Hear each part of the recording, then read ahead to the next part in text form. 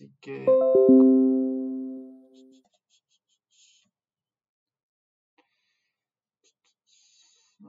bueno, ya vamos a la clase, termino. Igual no cambia nada, se subo ahora después. Le subo el cronograma si ya lo tienen del otro.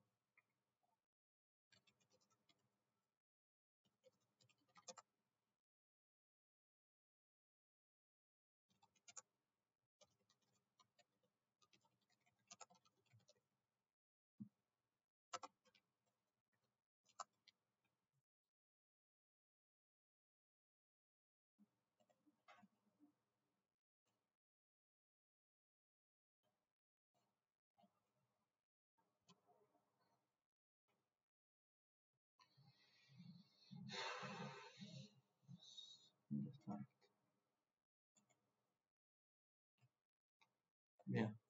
Bueno.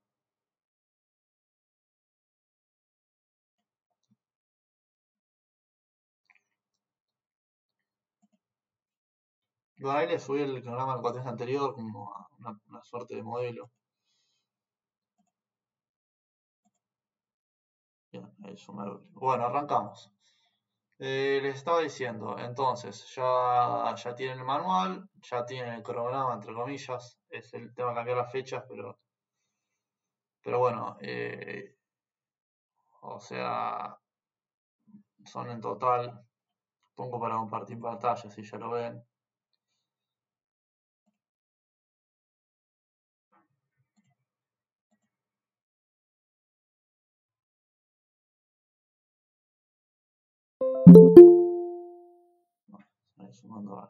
Bien. Este es el libro, no, este es el PPT.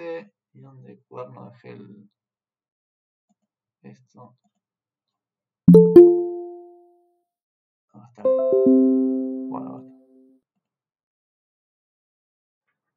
bueno, acá están las poco lo que vimos. Bueno, la clase en realidad anterior fue introducción al curso y yo ya hablé de los principios básicos, así que ya el capítulo 1 lo pueden leer y ya la clase de hoy va a ser el capítulo 2, así que el 1 y 2 ya lo pueden ir leyendo. Vamos a ver un poco, son los modelos económicos, las herramientas matemáticas. Bien, bueno. Así que, bueno, yo una presentación armada. Quizás siempre salto un poco esta clase, pero bueno, ya que tengo también el libro, puedo hacer unos comentarios que me parece relevante que lo lean el libro, sí, o sea, no, tienen que leer la bibliografía obligatoria, sí, del curso. De alguna manera, en los modelos económicos, bien en pantalla, ¿no? Sí, sí. Sí, sí. Arranco la clase comentando un poco, ¿no? Que son por qué los economistas son modelos, y acá me parece el ejemplo que ilustra el libro, parece muy relevante, ¿sí? O sea, yo les comenté un poco en la clase anterior, las ciencias exactas, ¿sí? De alguna manera se nutren, ¿no? De modelos.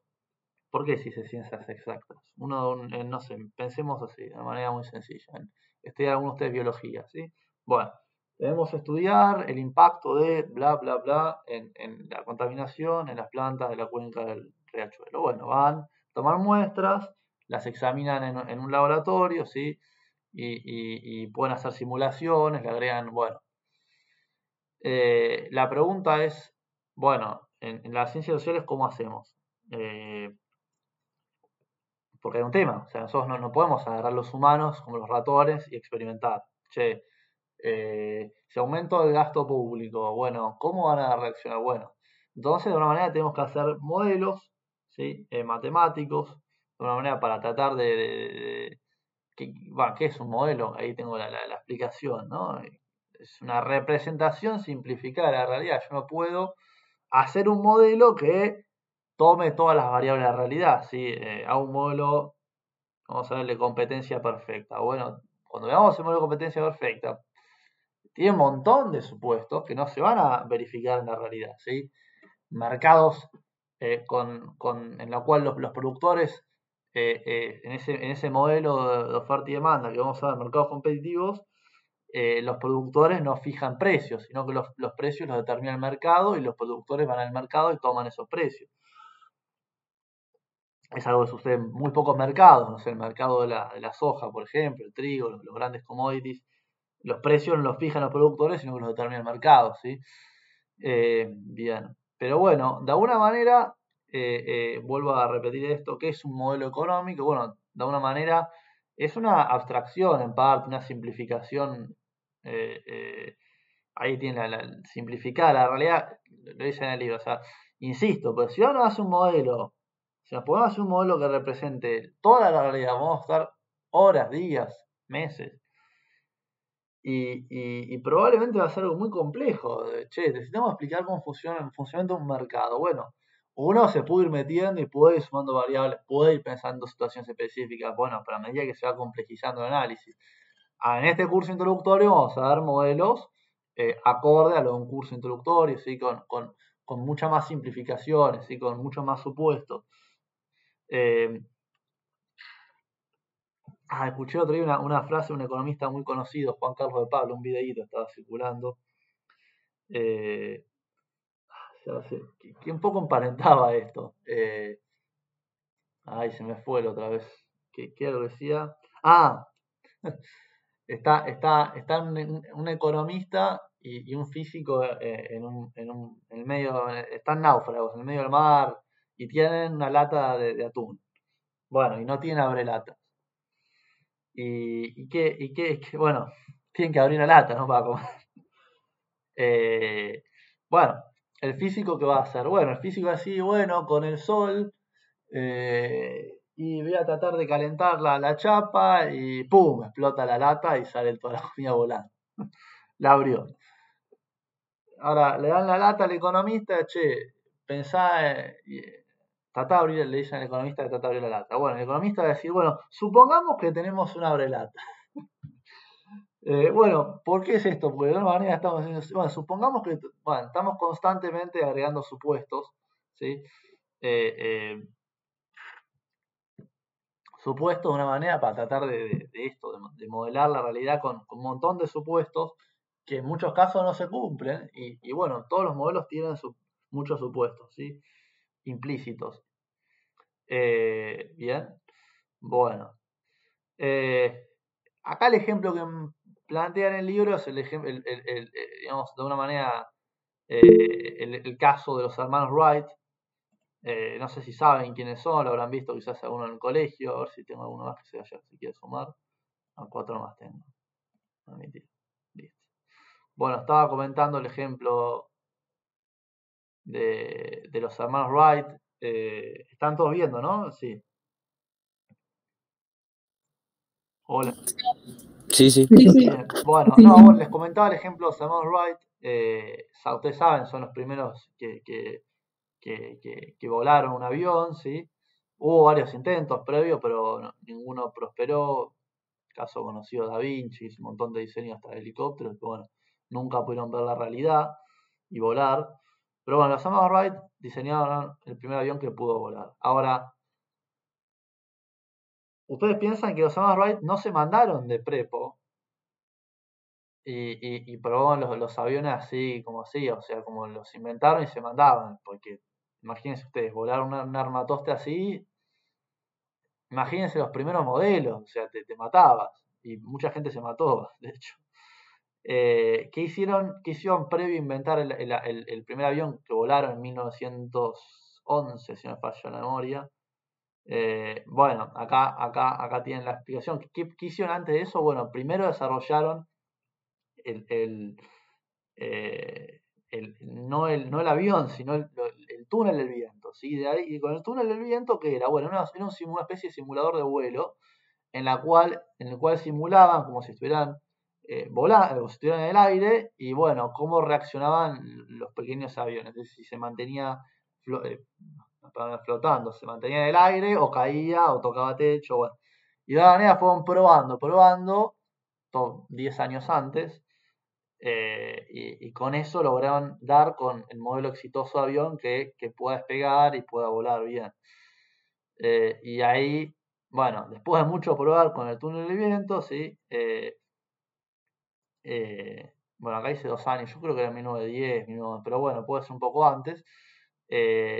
Bueno, de esa manera lograron, ¿sí? Pero bueno, obviamente el túnel del viento no representaba la realidad, porque, o sea, sí, tenés viento, pero bueno, también cuando salís al aire de acá, quizás tenés lluvia, quizás tenés fuertes, vientos muchísimo más fuertes, no tenés nada de viento, o sea, etcétera, etcétera. O sea, un montón de cosas a tener en cuenta pero bueno, era una, les permitió de alguna manera eh, simular, ¿sí? Y más o menos entrenarse y bueno, tener éxito, ¿sí?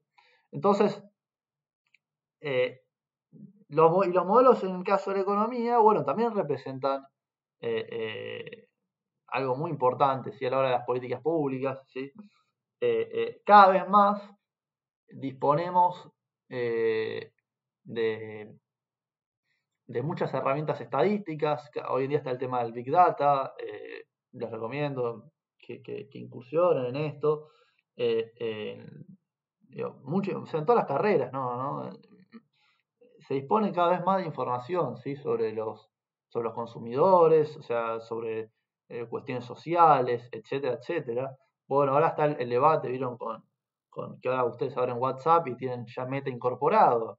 Y bueno, y la discusión es, bueno, si WhatsApp sabe quién sos, sabe tu nombre y apellido, y vos tenés ya metido en tu aplicación Meta puede leer, o sea, puede leer, si bien ellos dicen que no lo hace, puede leer todos tus mensajes y de alguna manera diagramar tus preferencias como un consumidor. Y esa información es valiosísima, porque después Google, no, Meta puede vender eso y por millones de dólares o puede venderlo para, o sea, puede quedárselo y servir para las preferencias de las publicidades que después te aparecen, etcétera, etcétera, etcétera. Bueno, entonces, eh,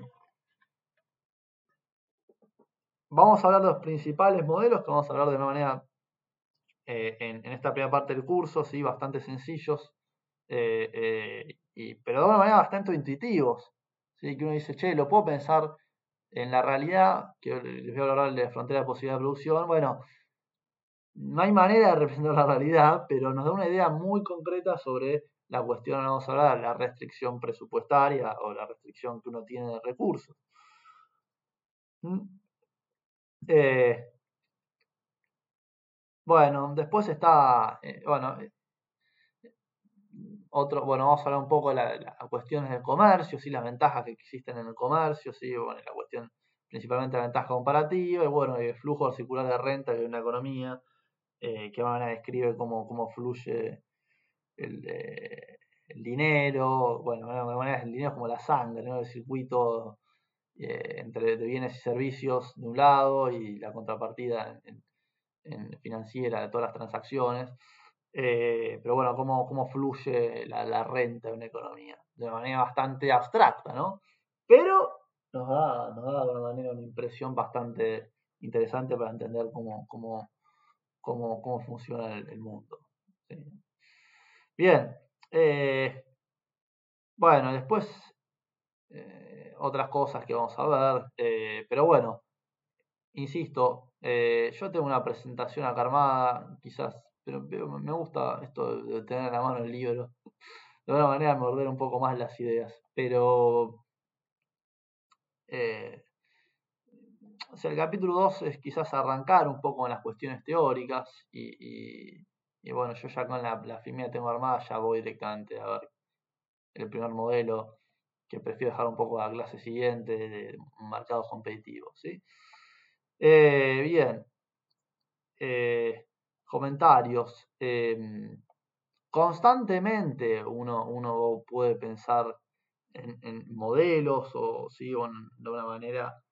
eh, pero bueno, en las ciencias exactas, de una manera es mucho más sencillo esto, ¿sí? ¿Por qué ciencias exactas? ¿Cuál es la diferencia en las ciencias sociales? Bueno, en las ciencias sociales es un poco más difícil, como decía recién, predecir de una manera con la exactitud que uno pudo tener en el caso de las ciencias duras, ¿no? Entre comillas, el comportamiento social. ¿Por qué? Bueno, porque los humanos, entre comillas, no siempre, de alguna manera,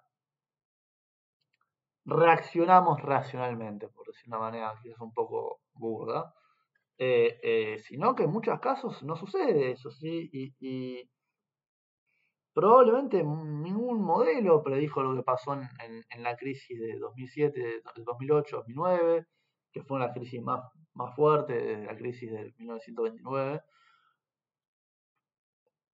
De alguna manera, eh, uno puede decir, bueno, todo estaba pensado que iba a funcionar y no funcionó. Bueno, existen, o lo que pasó, en la bolsa de Tokio, que por suerte no trascendió a mayores, pero uno dice, yo no sé, bueno, les comenté la otra vez, creo, el tema este sí, les dije el ejemplo de estos navegantes que subieron a un barco y les agarró una tormenta en el sur, y como la mayoría no sabía navegar, bueno, o sea, lo más lógico es, bueno, che, en un viaje a las Islas Malvinas, bueno, eh, bueno, hay que bancarse la tormenta, serán 10, 12 días, no sé cuánto es, hasta 2 semanas, no sé cuánto es esta Isla Malvina en velero, y bueno, eh, ahora, si todos nos ponemos como locos y nos queremos matar, no matarnos, pero agarrarnos a las manos, bueno, eh, no vamos a llegar a nada.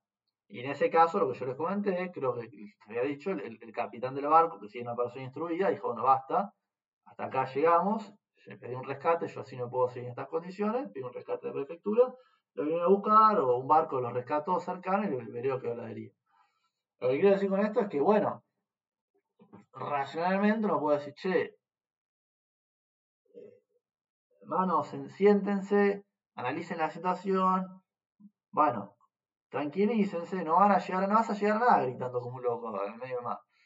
Pero bueno, hay que estar en el medio del mar, hay que estar en medio de una tormenta, hay que estar con frío, mojado, en toda esa situación, bueno, y a veces nuestra cabeza, bueno, siempre hay un montón de películas que tratan de retratar esto de cómo es los seres humanos, no. Bueno, y en el caso este, de la frontera de posibilidad de producción, sí, que vamos a hablar un poco ahora. Ah, yo tengo una filmina acá de esto. Vamos a usarla. A ver, a ver. ¿Dónde estaba esto?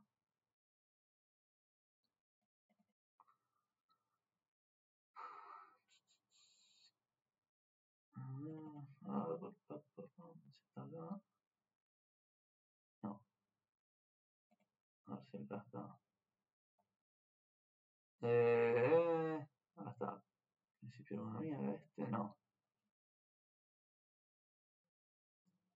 Bueno, en algún lado tiene que estar. ¿Dónde está? Voy a encontrar. ¿Dónde?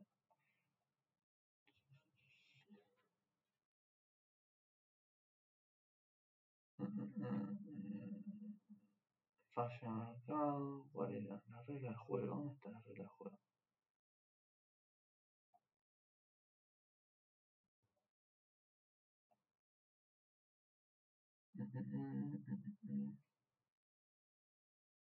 Bueno, en algún lado lo tengo que tener. Eh,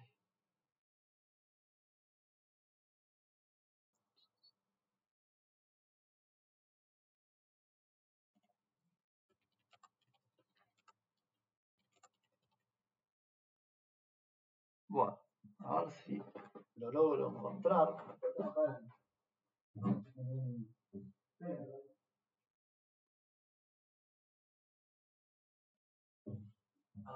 Bueno,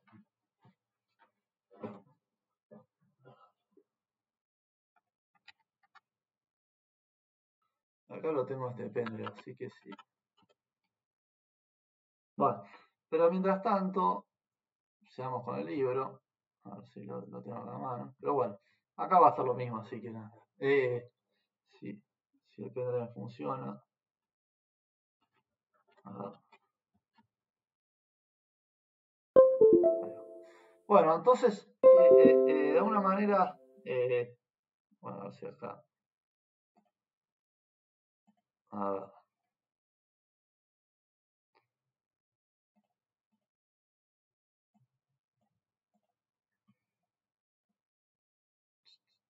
Las reglas del juego, listo.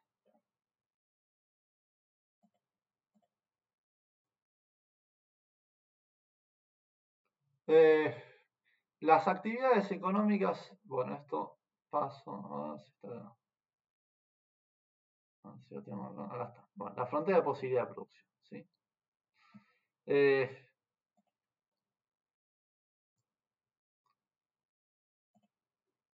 ¿Dónde lo tenía?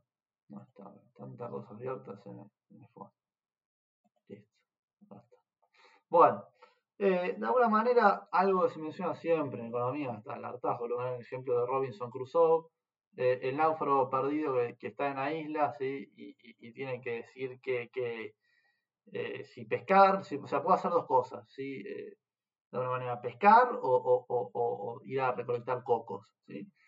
Bueno, ¿y qué recursos dispone esta persona? Y bueno, los recursos disponen su tiempo, básicamente. El día tiene 24 horas, bueno, supongo que puede estar 12 horas buscando cosas, bueno. El hombre, con el recurso que tiene, 12 horas por día, va a tener que elegir, bueno, che, si dedico una hora a pescar, puede sacar, no sé, 2 peces por hora. Y si puede recolectar cocos, en una hora puede recolectar, no sé, 6 cocos. Bien. Esta persona, de alguna manera, sí, con la tecnología que tiene, entre comillas, una lanza y un palo para bajar los cocos, bueno, puede sacar esa cantidad de cocos por hora o pescar esa cantidad de peces por hora. Obviamente, si tiene mejor tecnología o logra incorporar una mejora tecnológica, quizás va a poder, con el mismo tiempo, tener más recursos, o sea, conseguir más, expandir lo que se conoce la frontera de posibilidad de producción, ¿sí? Entonces, el modelo de frontera de posibilidad de producción representa de una manera la economía, ¿sí? En la que solo se producen dos bienes, en este caso dije cocos y pescados, ¿sí? Digamos, de una manera, uno dice, bueno, ¿cómo maximizo, cómo distribuyo esos recursos, en este caso el tiempo, en estos dos bienes, ¿sí? Si dedico más a uno a otro. Ahora, la ilustración que van a ver acá, me está justo escribiendo Francisco, la ilustración que van a ver acá es justo también exacto el ejemplo que nos va a dar acá. Es precisamente, bueno, si al tiempo que dispone esta persona, o sea, 12 horas por día, puede, si dedica esas 12 horas a buscar cocos, va a poder recolectar 30 cocos, ¿sí? Ahora va a poder estar acá, ¿sí? Y de una manera, si esa persona dispone todo su tiempo del día a pescar, ¿sí? No va a poder, che, me molesta, me salta en notificación. No va a poder dedicar, no va a poder, un segundo, perdón.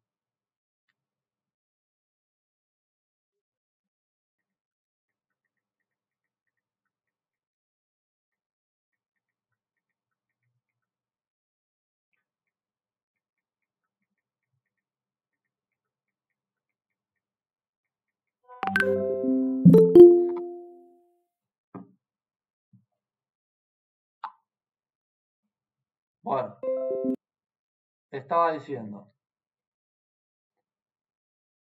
eh,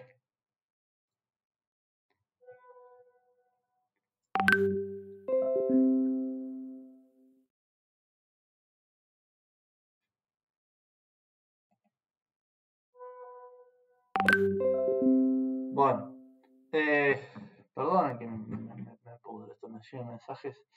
Bien, ¿qué estaba diciendo?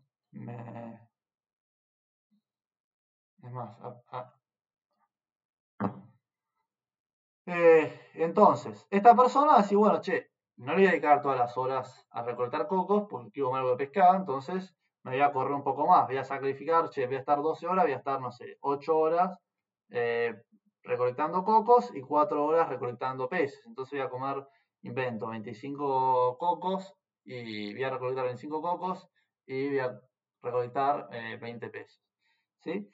Entonces, en la manera, en el, perdón, en el En la medida en la cual ustedes estén utilizando todos sus recursos, en este caso su tiempo, caso de Robinson Crusoe, van a estar sobre la frontera de posible de producción, ¿sí? O sea, van a estar utilizando todos sus recursos, ¿sí? Y van a producir una X combo de bienes, ¿sí? Puedo producir totalmente cocos y cero peces, o totalmente peces y todo, o cualquier combinación acá. Pero ¿qué característica tiene cualquier punto que esté sobre esta línea negra? Ven acá. Es que en cualquiera de estos puntos que estén en esta línea negra, ustedes van a estar utilizando todos sus recursos. ¿Qué implica eso? Si ustedes se paran en el punto C y producen 20 cocos en el día y recolectan 20 peces, para hacer eso supongamos que recolectar 20 cocos y 20 cantidad de peces, o sea, le dedicás 10 horas a eso. ¿Qué va a implicar eso? Que bueno, vos tenés 12 horas y no vas a estar utilizando tus recursos al máximo, ¿sí? Entonces, vos de una manera vas a estar siendo ineficiente en el uso de tus recursos, ¿sí? Te va a estar sobrando recursos, ¿sí? Que van a estar ociosos. Era muy común cuando se escribió uno de los primeros manuales, o el primero de economía, Paul Samuelson, primero, uno de los primeros premios Nobel de economía, él decía el ejemplo, un libro de la década del 40, contexto de la posguerra, decía, bueno, acá ponía de una manera la producción de manteca, acá ponía la producción de cañones de guerra. De una manera, la producción de manteca representaba la producción, entre comillas, para la paz, o sea, para que el país se mantenga, y la producción de cañones es la producción bélica para la guerra. ¿Qué pasaba? Los recursos que tenía un país, como en aquel contexto, que era la gente y bueno, sí, la gente que tenía disponible, ¿sí? Y los materiales que tenía ahí, no sé, para producir los bienes que tenía, los insumos para producir eso. Bueno, ¿qué trataban de hacer los países en ese contexto? De una manera, trataban de usar al máximo, lo máximo, lo más eficiente posible, o sea, estar lo más cerca posible de la frontera de posibilidades de producción. ¿Por qué?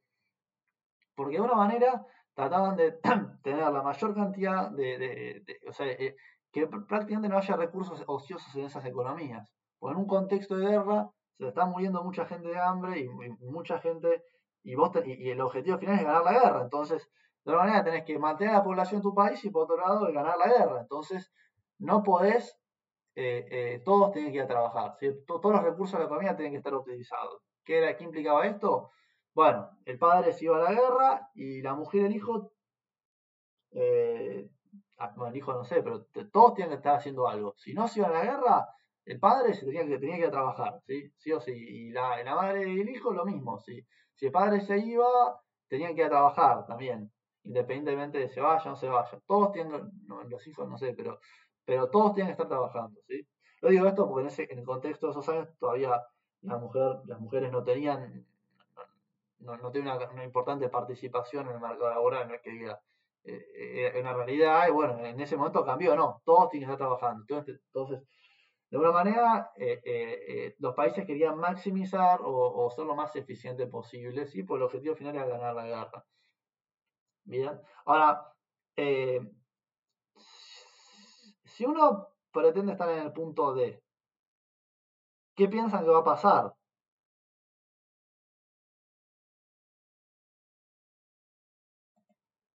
Acá está, en el punto D.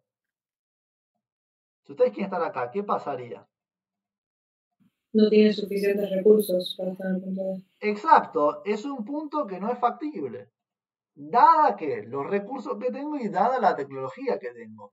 Como ustedes saben, hace 70 años ni hablar, las tecnologías que vienen eran o desperdiciaban mucho más recursos de lo que se desperdicia hoy. Hoy prácticamente si ustedes van a una fábrica van a ver que no sé, hacen cosas con metalurgia, ¿sí? Usan un lingote de aluminio. Bueno, con los desperdicios que tienen, o sea, vieron que a veces, no sé, pulen algo, sobra viruta, eso no se tira, antes se tiraba, eso se reutiliza, se derrite nuevo, o se vende un chatarrero y no se tira nada.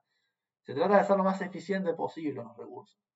Y lo pueden pensar a nivel país esto también, como dije recién, o lo pueden pensar a nivel de una firma, o a nivel de ustedes. Al ejemplo que les di recién de Robinson Crusoe. El punto C, ¿va a ser factible, sí o no? estar acá. ¿Es factible sí o no? Es factible, pero como que no rinda.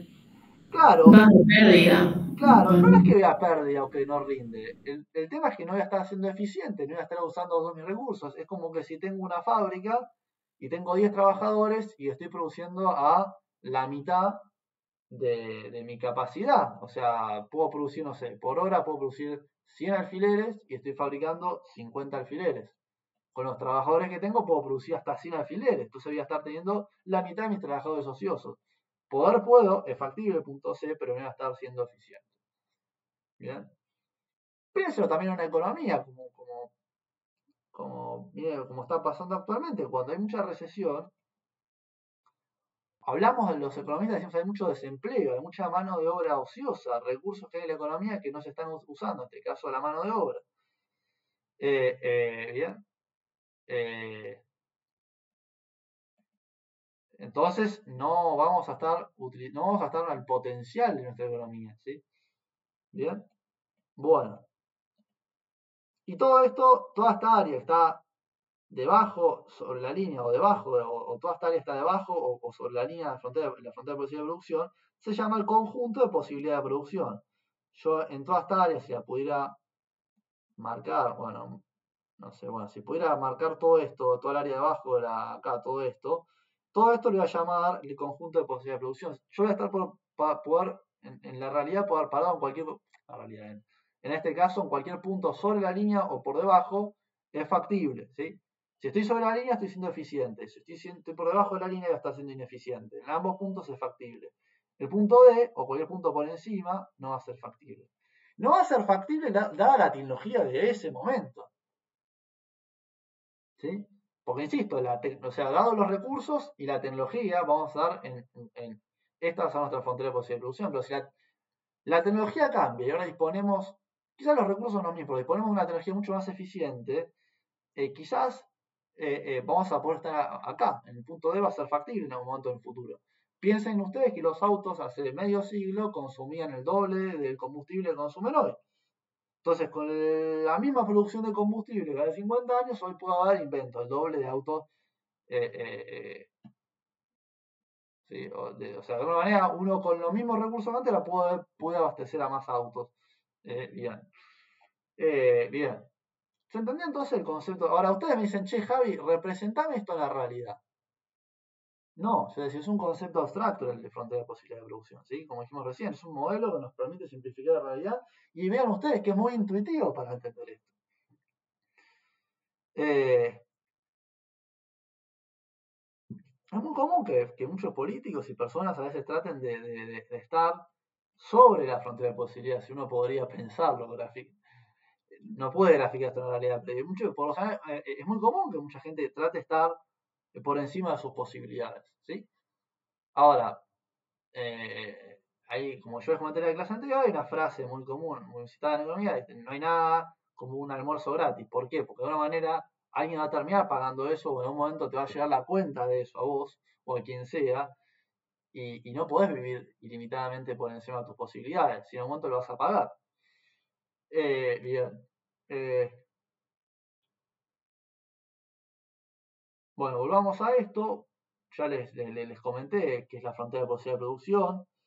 Esto, insisto, la frontera de posibilidad de producción se puede desplazar, se puede expandir si somos más eficientes o si tenemos más recursos, pero supongamos que tenemos los mismos recursos, cuando la economía de un país, como la productividad crece, en Argentina no crece hace bastante tiempo la productividad, pero si creciera, o sea, con los mismos recursos podemos producir más,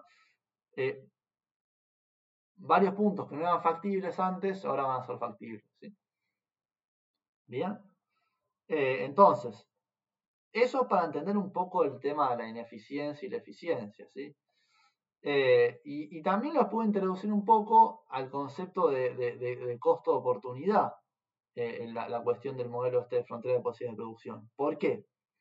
¿Por qué era el costo de oportunidad? Que yo lo dije en la clase anterior. ¿Qué era el costo de oportunidad? Es como lo que sacrificás cuando por sacrificar algo. Lo que... Sí, exacto. Y bueno, Como si yo en este perdés caso... una oportunidad sacrificando otra cosa. Exacto. Yo en este caso, digo, quiero producir más peces. Entonces quiero dedicar más tiempo a producir peces porque me gustan más. Entonces quiero pasar de producir, no producir 9 peces, paso de 0 a 20. ¿Cuál es el costo de oportunidad de producir 20 peces? No recolectar tantos cocos en este caso. Exacto, o sea, renunciar a la producción de X cantidad de cocos. En este caso, como en el gráfico, si yo estoy acá, estoy en el punto acá, en este punto, ven acá, y yo quiero ahora producir 20 pescados el día, bueno, yo tengo que renunciar a la producción de 5 cocos. El costo de oportunidad de producir 20 peces va a ser, el costo de oportunidad de hacer 5 cocos. No necesariamente es monetario el costo de oportunidad, pero uno puede decir, bueno, ¿cuánto cuestan 5 cocos? Bueno, no sé, cuestan X cantidad de pesos, pero no, vean que no tiene nada que ver con el costo monetario, ¿sí?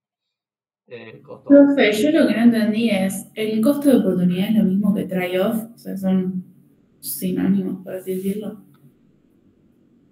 De alguna manera el trade-off es, bueno, es la disyuntiva, ¿no? O sea, pensarlo de esta manera. El trade-off es, bueno, sí, es algo similar. De alguna manera es, bueno, el trade-off es, digo, bueno, si hago esto, sí, son conceptos similares. De alguna manera, pensemos un ejemplo. Bueno, ya costo-oportunidad lo dijimos. Trade-off de hacer esto, bueno, va a ser renunciar a otra cosa. Así que sí, de una manera se puede entender como algo similar. ¿Sí? Bueno, pero sigamos con el costo de oportunidad. Bueno, ¿se entendió entonces el costo de oportunidad que es, chicos? Sí. Bien.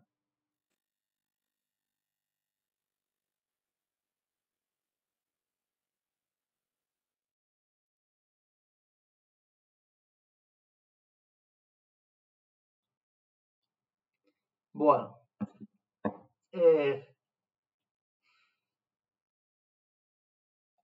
Bueno, a ver si hay algún comentario. Bueno, acá menciona algo, ¿no? De la frontera posible de producción, si lo pensamos como una economía, también ayuda a entender el concepto de crecimiento económico. Cuando un país crece, está expandiendo su frontera de posible de producción, ¿sí? O sea, claramente ¿qué es el PBI de un país, el Producto Bruto Interno? De manera sencilla es la producción de un país, ¿sí? Obviamente expresada en dólares, o bueno, una moneda, o en la moneda doméstica del país, pesos. Bueno, pero de alguna manera, como ustedes saben, los países en los últimos, o sea, si hay algo que es de alguna manera un hecho estilizado cuando hablamos de crecimiento económico, es que el mundo prácticamente desde el siglo bueno, de hace entre prácticamente si uno mira el PBI, lo tengo acá el grafiquito, creo que es en un cuadro, pero si uno mira el PBI del mundo, la producción agregada del mundo entre los últimos 2000 años, uno lo que va a ver que de el año 0 hasta el año 1800 prácticamente creció algo quizás en la época del Imperio Romano, un poquitito, pero nada. O sea, como que una cosa así, como que vino, o sea, como que. Ahora vamos a buscar. Lo que me gusta también de esto es que puedo.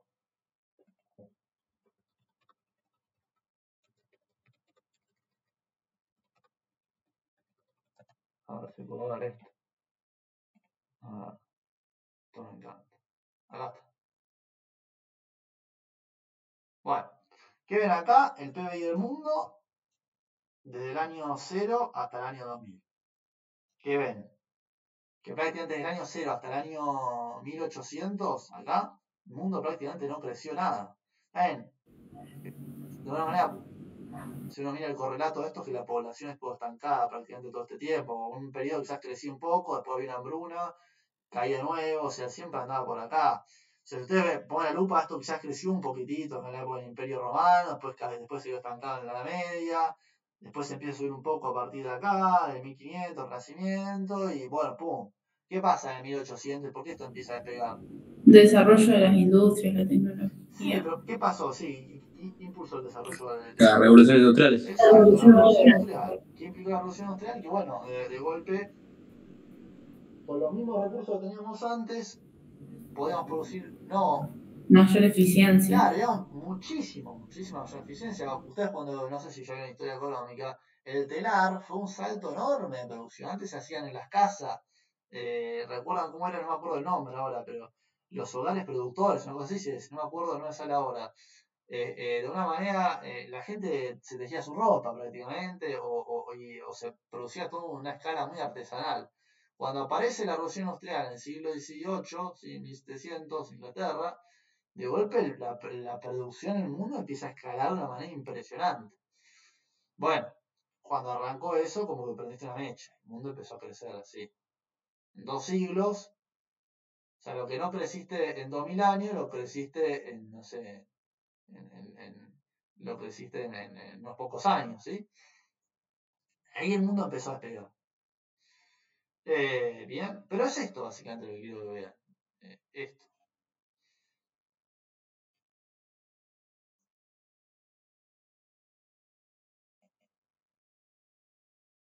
Bueno.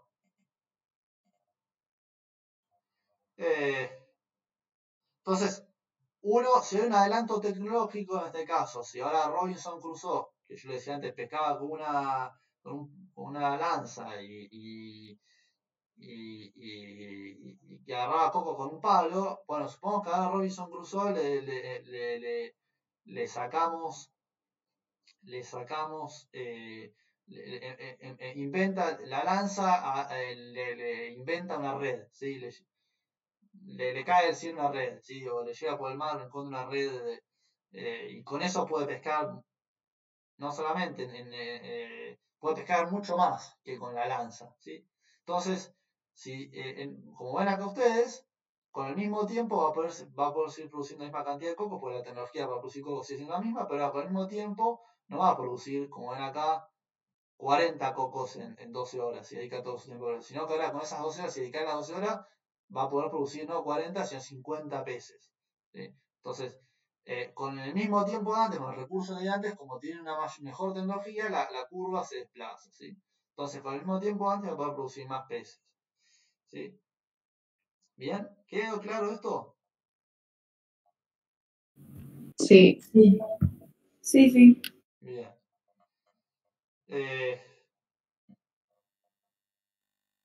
Bueno, acá hay algo que les va a servir bastante, que es hablar de la cuestión de la ventaja comparativa.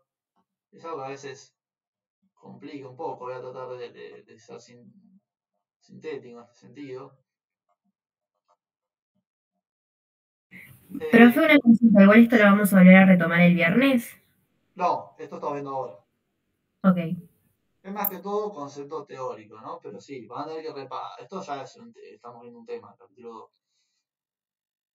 Bien. Bien. Entonces, ahora, supongan que ahora en la isla de enfrente donde vive Robinson Crusoe hay otro náufrago viviendo y también produce cocos y peces. ¿Sí? Y yo le voy a decir, bueno, de alguna manera en algún momento y va a llegar un momento, che, no sé, tienen canoas o van a producir canoas y van a poder comerciar Robinson Crusoe con el tipo de la otra isla, se llama Hank, creo que le dice. Entonces, yo les pregunto, o sea, si estos dos náufragos entre las dos islas comercian, ¿sí? ¿Se pueden beneficiar si intercambian bienes entre sí? Bueno, la respuesta con este ejemplo muy sencillo también la puedo traducir a la economía de un país. Che, si intercambian dos países, si intercambiaran o no, si no intercambiaran, ¿en qué situación estarían mejor? Bueno, la respuesta, de manera sencilla, voy a explicar. La justificación es que si los países comercian, hay ganancias en intercambio, ¿sí? ¿Por qué? ¿Por qué existen ganancias en el comercio? Porque es muy común que pasa que alguno es más, sabe más o es más hábil en la producción de un bien que otra persona, ¿sí? Lo ven todos ustedes cuando son chicos, quizás alguno es más hábil en un deporte y otro en otro. Bueno, lo mismo pasa con el comercio, quizás en este caso Robinson Crusoe es muy bueno juntando cocos, o sea, muy ágil, trepándose a los árboles con los palos y sacándola, que pescando, ¿sí? En cambio, el tipo de la isla de enfrente, Hank, es mucho más hábil pescando, ¿sí? O bueno, acá lo plantea al revés. Pero bueno, entonces, ¿qué va a pasar? Y bueno, quizás, o no, lo que va a terminar pasando, si comercian, es que uno se va a especializar en la producción de cocos y el otro, el que es más hábil en pescando, se va a especializar pescando. Entonces, va a intercambiar bienes, van a intercambiar cocos por pescado, ¿sí? Supongan que antes uno podía producir, no sé, en este caso, Robinson Crusoe podía producir 40 cocos 40 peces por hora y el otro producía en ese mismo tiempo el doble, 80. Y quizás acá el otro, Hank, el de la isla de enfrente, puede producir en todo este tiempo la mitad, no sé, 20 cocos. Porque no tiene mucha habilidad trepándose a los árboles. Bueno, entonces van a ver que existen ganancias. Pues, che, vos dedicate van a decir todo, che, yo me dedico a producir los cocos y vos dedicate a producir peces. Vamos a disponer de muchos más bienes y servicios que si quisiéramos hacer todo nosotros, cada uno. Piensa a nivel de una economía. Si un país quiere producir todos los bienes y servicios, de alguna manera va a tornarse probablemente mucho más ineficiente o sí, que eso suceda. Imagínense Argentina y dice, che, vamos a desarrollar microchips en Argentina, vamos a desarrollar celulares en Argentina, vamos a desarrollar toda la industria, o sea, todo lo que importamos lo vamos a desarrollar en Argentina. Bueno, que en parte hemos tenido experiencias de gente de, che, produzcamos teléfonos. Bueno, no es algo muy sencillo producir teléfonos, tampoco lo importante es producirlo per se, sino el desarrollo del teléfono vale mucho más que producirlo bien físicamente, cuando en realidad no se produce en Argentina, sino se ensambla. Entonces, acá van a ver un ejemplo que de alguna manera pensamos la frontera de posibilidad de producción si hay comercio o si no hay comercio, ¿sí? Si entre las dos islas comerciamos o si no comerciamos, ¿sí? Lo que van a ver claramente es que vamos a poder disponer mucho. Nuestra frontera de posibilidad de producción se va a agrandar si de alguna manera tenemos comercio que si no lo tenemos, ¿sí? Bien. Entonces acá van a poder ver la frontera de posibilidad de producción bueno, Robinson Crusoe, yo decía, acá dicen Tom, bueno, del que está en la primera isla, ¿sí? Puede, si dedica las 12 horas, para poder producir esta cantidad de peces y esta cantidad de cocos, ¿sí? Y supongamos que elige este punto de consumo. Va a poder consumir, el punto va a elegir en su frontera de producción y dice, che, voy a estar acá. Va a dedicar X cantidad de horas para producir unos cocos y X cantidad para producir peces. Me gusta este punto. Bien. Y esta es su frontera de posibilidad de producción. ¿Está siendo eficiente? Sí, está siendo eficiente y eligió ese punto de consumo. Y el de ahí en enfrente, Hank va a decir, che, esta es la frontera de posibilidad de producción de Hank. Hank, como ven acá, en el mismo tiempo va a poder producir no 40, sino 10 peces por hora y en el mismo tiempo va a poder producir apenas 20 cocos. Entonces usted me va a decir, che, Hank, la isla enfrente, es mucho más ineficiente que Tom produciendo más cosas. Entonces, Hank no va a producir nada. No, porque ¿qué determina? Lo que determina que se especialice uno en producir un bien y otro, no van a ser lo que denominamos ventajas absolutas. ¿Qué es la ventaja absoluta? La ventaja absoluta es quién es más eficiente que el otro. Claramente, como ven acá ustedes, Tom es más eficiente que Hank en ambas cosas. Es más eficiente en producir cocos y en producir peces. Entonces, ustedes me dirán, che, entonces Hank no va a producir nada, si total es más eficiente que Tom. Bien, ahora Tom no tiene 24 horas para producir, ¿sí? Tom va a tener 12 horas para tener que elegir algo. Y Hank, si no produce nada, tampoco va a consumir nada. Entonces, la ventaja absoluta, que es eso que dije recién, que quién es más eficiente produciendo algo, no va a determinar a qué se va a especializar esta persona en producir. Entonces, ¿a qué cuerno se va a especializar este y este en producir? ¿Sí? Si uno va a hacer cocos, otro peces, ¿qué va a determinar eso? Bueno, no van a ser las ventajas absolutas, sino la ventaja comparativa. ¿Y qué es la ventaja comparativa? La ventaja comparativa, acá ya lo tengo en el PPT de una manera un poco más clara. Ventaja comparativa.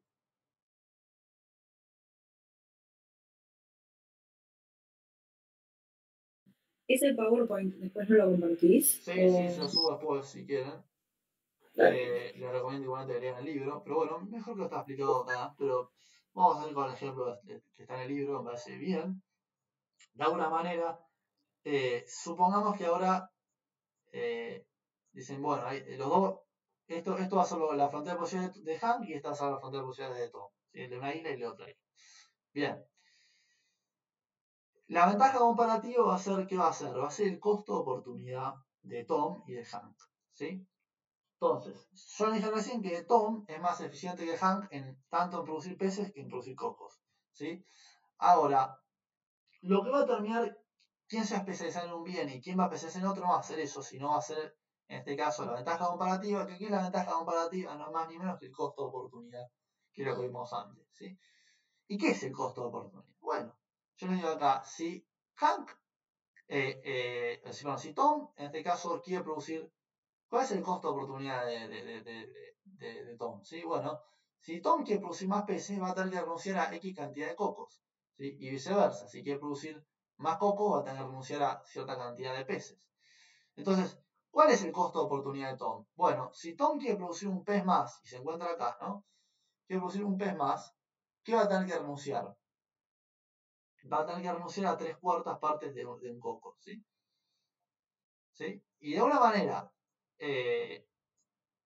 si Hank, en este caso, si la otra isla, quiere producir un pez más, o sea, pasar de 8, pasar de 6 a 7 peces, ¿a qué va a tener que renunciar Hank? Bueno, en este caso va a tener que renunciar a producir 2 cocos. Si queremos a este punto, va a tener que renunciar a producir 2 cocos. ¿Sí? Bien. Ahora, supongamos lo inverso, lo pensamos al revés. Supongamos que Tom, en vez de que producir un pez más, quiere producir un coco más. Bueno, aquí va a tener que renunciar a X cantidad de peces. En este caso va a tener que renunciar a 4/3 de pez. ¿Sí? O sea, un poco más sí, se va a esto. ¿Sí? En cambio, Hank, si quiere producir un coco más, va a tener que renunciar a medio pez. ¿Sí? Entonces, yo les pregunto, vamos a decir, para ver quién se va a especializar en la producción de un bien y quién va a especializarse en la producción de otro bien, ¿qué vamos a tener que ver? ¿Quién tiene el menor costo de oportunidad que el otro? ¿Sí? Claramente, 3/4 partes no es 0,75 y 4/3 es un poco más de 1,3 para hacerlo de manera sencilla. Y esto es 0,5. Bien, ¿quién tiene el menor costo de oportunidad de producir un pez? ¿Tom o Hank? Tom, ¿Por qué Tom? porque tiene que renunciar a menos cocos para producir más peces. Exacto, en este caso, si Tom quiere producir un pez más, va a tener que renunciar a 0,75 cocos. ¿Sí? Y Hank, en cambio, si quiere producir un pez más, va a tener que renunciar a producir 2 cocos. Bien.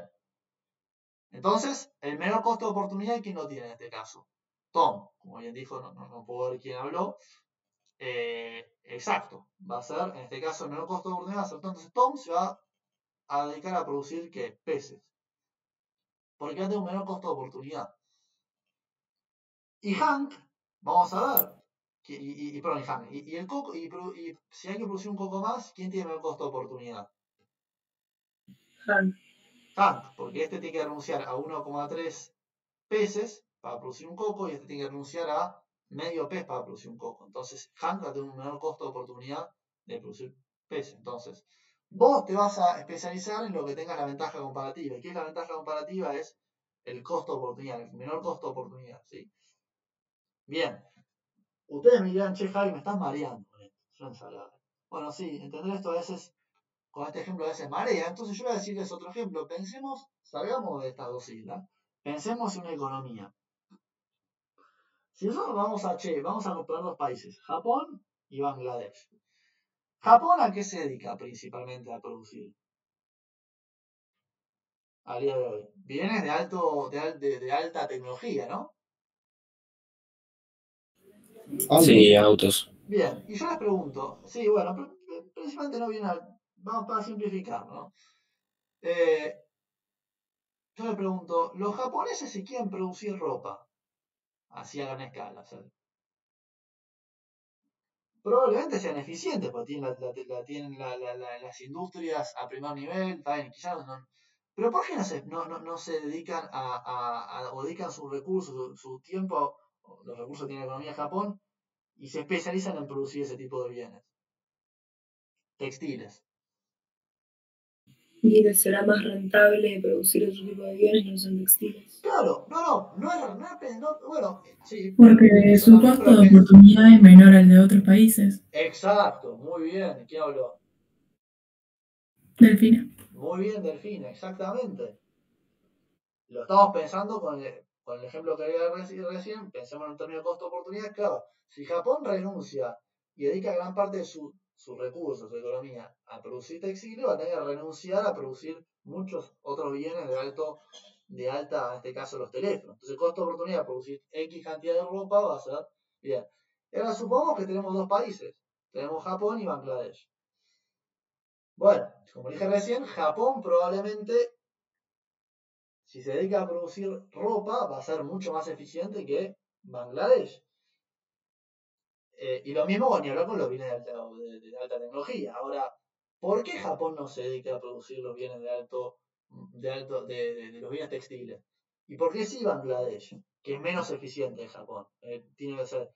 Japón tiene ventajas absolutas en textiles y en bienes de alta tecnología. O sea, es mucho más eficiente, eso me refiero. Ahora, claro, ¿por qué no se dedica a producir todo Japón? Bueno, porque el costo de oportunidad, si quiere producir más cantidad de textiles, va a tener que renunciar a bastante producción de bienes de alto valor agregado, y eso claramente, como dijo antes la compañía, es mucho más rentable para Japón. Entonces, el costo de oportunidad tiene Japón de producir textiles va a ser enorme. Entonces, yo voy a decir, bueno, en cambio, en Bangladesh piensa en lo inverso.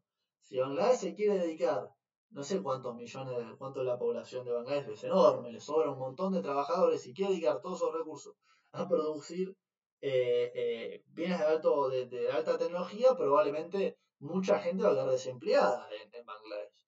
Pero bueno, el costo de oportunidad va a ser mucho más elevado para Bangladesh si quiere dedicarse a producir eso.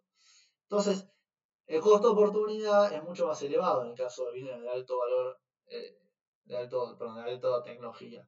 Entonces, eso va a determinar que Japón se especialice en la producción de bienes de alta tecnología y Bangladesh en la producción de bienes de ese tipo de bienes textiles, ¿sí? Bien.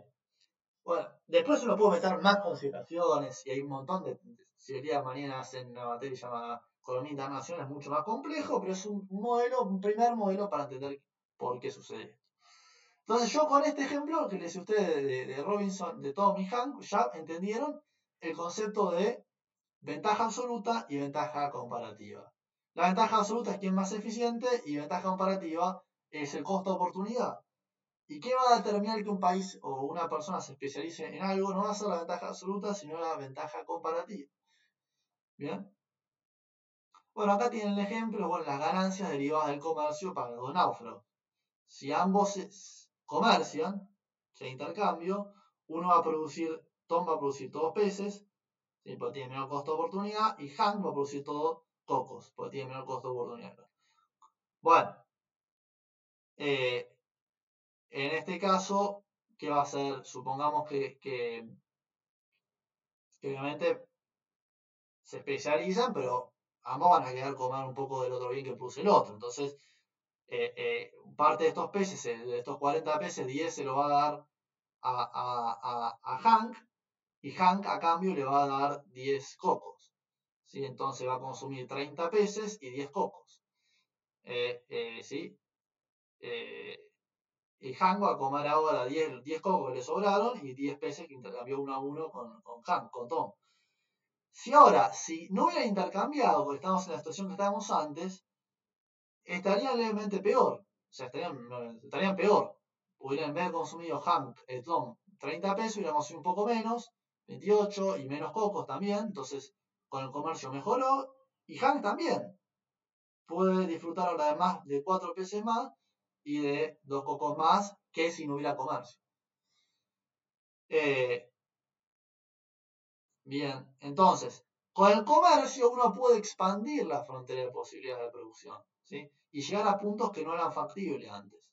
Lo ven acá con este ejemplo. El punto, si comercian, va a estar acá, el punto de consumo de Hank va a estar acá, y va a estar por encima de su frontera de posible producción. ¿Y por qué puede estar fuera? Por el comercio. ¿Sí? ¿Bien? Bien. Entonces, comerciar nos permite especializarnos más y de una manera poder disponer de más bienes y servicios que si no comerciaran. ¿Sí? Bueno. Esto lo recomiendo. Y después el tercer modelo que vamos a hablar ahora es el del flujo circular de la renta. De una manera representa una economía que solo tiene dos, entre comillas, actores. ¿Sí? O sea, de una manera grafica el intercambio que hay de bienes y servicios ¿sí? En la economía. ¿Sí? Muestra, como dije hace un rato, las transacciones que hay entre distintos agentes en la economía y decimos que hay dos agentes para simplificar: familias y empresas. Uno también puede sumar el Estado acá, que cobra impuestos y nos da bienes y servicios. Bueno, puede sumar el resto del mundo, porque también comerciamos con el resto del mundo. Bueno, en este caso, como ven acá, vamos a dar las familias, que van a dar a cambio, van a recibir bienes y servicios, van al mercado de bienes y servicios, un mercado, van a comprar bienes y servicios, a cambio van a dar dinero, ¿sí? Y, acá, y también van a dar el factor productivo va a ser el trabajo, van a dar su trabajo y a cambio de eso van a recibir una retribución, en el mercado en este caso laboral, que es un factor más de producción, y a cambio de eso van a recibir dinero, el trabajo que dan. Y con las empresas va a pasar lo inverso, van a ir al mercado de factores, al mercado laboral, van a usar esta fuerza de trabajo, el tiempo de esta gente, de la familia, y a cambio le van a dar dinero. Y las empresas van a dar al mercado de bienes y servicios, van a llevar sus bienes y servicios que producen y a cambio van a recibir dinero. ¿Sí? De alguna manera, la contrapartida, ¿no? O sea, de las familias van a recibir bienes y servicios, ¿no? Y la contrapartida de eso es el flujo monetario, ¿sí? Es la contrapartida financiera de las transacciones reales, la moneda, lo que está sucediendo. Bien. También las familias pueden prestar sus inmuebles y en vez de entregar la tierra, pueden entregar su capital, en este caso un inmueble, y recibir a cambio de eso un alquiler, que es la retribución de ese factor, la tierra. Bien. Bueno, acá lo pueden pensar con algunos ejemplos más. De manera trata de ilustrar qué sucede. Bien. Eso yo creo que lo de la economía, con el flujo circular de renta es algo sencillo, pero bueno, es algo abstracto, pero también nos permite entender cómo funciona, ¿sí? Una economía, ¿sí? A ver si hay algo más para mencionar que me parezca relevante. Bueno,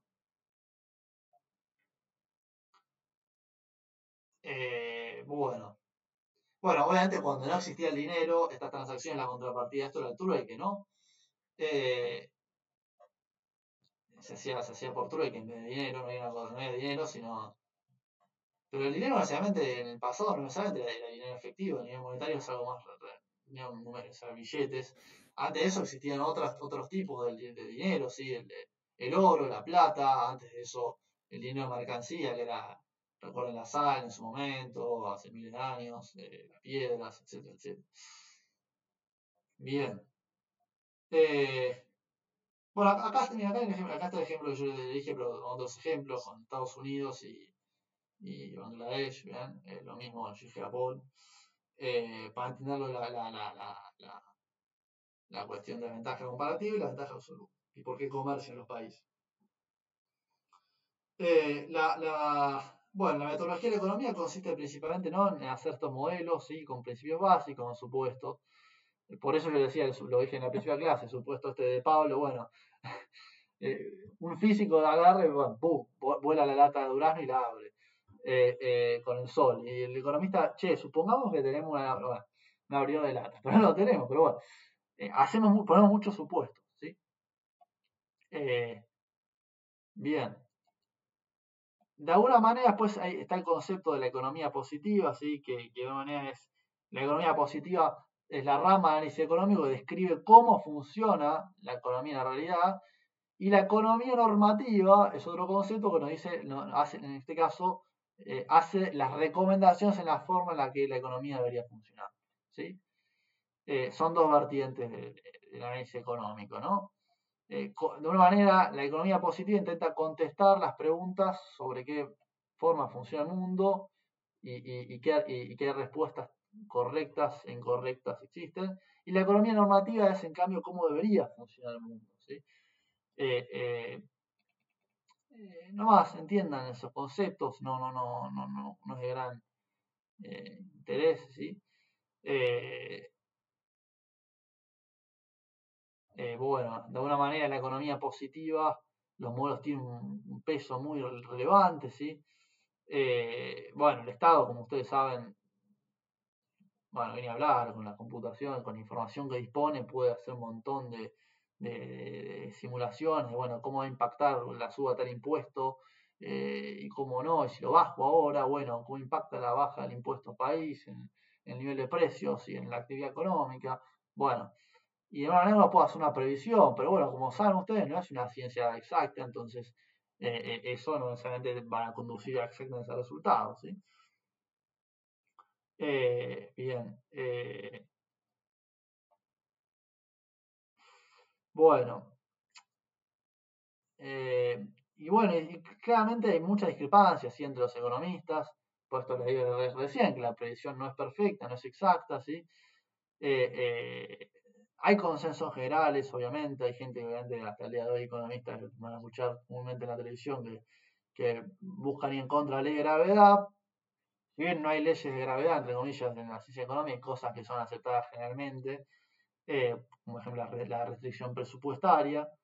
Bien, bueno, pero de alguna manera hay bastante más disidencia que en las ciencias exactas, ¿no? Que uno puede de alguna manera probar ciertas cosas y aislarlas, que en las ciencias sociales es un poco más complejo. Bueno, la economía está inevitablemente vinculada a la política, si en algunas estaciones, ¿no? Los grupos de poder desean que alguien digan lo que quieren, digamos, de acuerdo a sus incentivos y a cuestiones sectoriales, ¿sí? Y no tanto a un análisis económico, lo que dice la teoría económica. Bueno, creo que en la clase de hoy ya pudimos ver los grandes puntos, ¿sí? Bueno, ¿dudas? Yo, si me puedes decir cómo resumirías qué es el costo de oportunidad. Bueno, el costo de oportunidad, ya lo hablamos, la clase anterior lo hablamos ahora, o sea, básicamente aquí estás renunciando para obtener algo, ¿sí? El costo de oportunidad que estés en esta clase ahora es que estás renunciando, no sé, y vas a salir a hacer gimnasia o a correr. Ese es el costo de oportunidad de asistir a esta clase.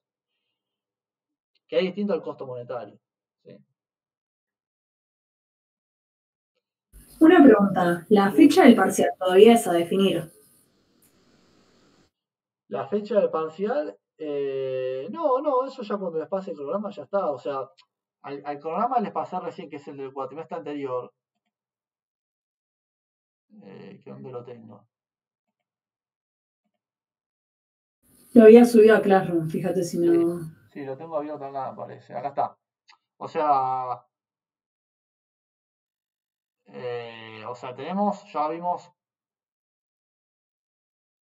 ya la clase de hoy era esta, ya vimos capítulo 2, ¿sí? Ya esto, de alguna manera nos quedan 1, 2, 3, 4, 5, 6, 7, 8, 9 clases para el parcial, ¿sí? Bueno, hay que ver el cronograma cómo da, qué fecha, creo que hay un feriado, o sea, te puedo decir ahora si querés. Son 9 clases, nos quedan, entonces acá ya serían 8.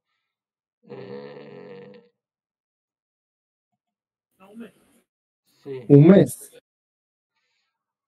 Exacto, acá tenemos 12 en agosto, ya tengan 6. 4, 2, sí, a fin de mes, más o menos esta semana va a andar, ¿no? No sé. Hay que hacer esto, la cantidad de clases que tenemos, y si hay un feriado que no hay un feriado, o una clase que se tenga que suspender, bueno, se prorroga una clase más, pero sí, es eso. Perfecto, O gracias. sea, No no sé sé. qué fecha exactamente, pero sé después mirarla, yo después voy a pasar el calendario actualizado, pero ya tienen todo, o sea, es Es sumar clases, 9 clases a partir de hoy, a partir del viernes siguiente y ya. Lo que viene después, que dice apéndice del capítulo 2, ¿lo das en la próxima clase o...? ¿Cómo? No, o sea, la clase de hoy ya capítulo 2. Ya 1 y 2 lo tienen que leer. Está bien, pero después sigue con algo que dice apéndice del capítulo 2 o algo así, me parece. A ver, no veo. No. No, más adelante hay otro libro, después se lo voy a subir, pero las clases siguientes todavía no está. Acá que no hay bibliografías porque es clase de ejercicios prácticos, después le subiremos la guía práctica para esa clase, pero es este libro y otro más que después lo vamos a ver más adelante. ¿Listo? Para la clase que viene, entonces leemos todo el capítulo 3. Tipo, todos Y estos. ya la clase de 3, ya la próxima clase lean el capítulo 3, sí. ¿Y el aula sigue siendo la misma o al final la cambiaron? No, por el momento sigue siendo la 23, era la de arriba de todo. O sea, si yo veo la próxima clase me van a decir si cambia a los 2 cursos. Bueno, ¿estamos? Sí. ¿Dudas? No. Bueno, lean el libro y cualquier cosa sí.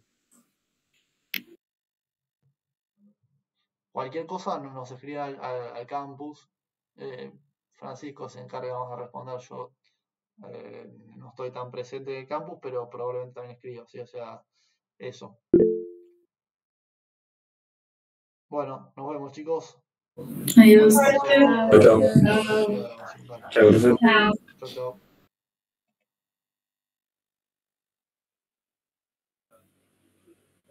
Bye. Chao.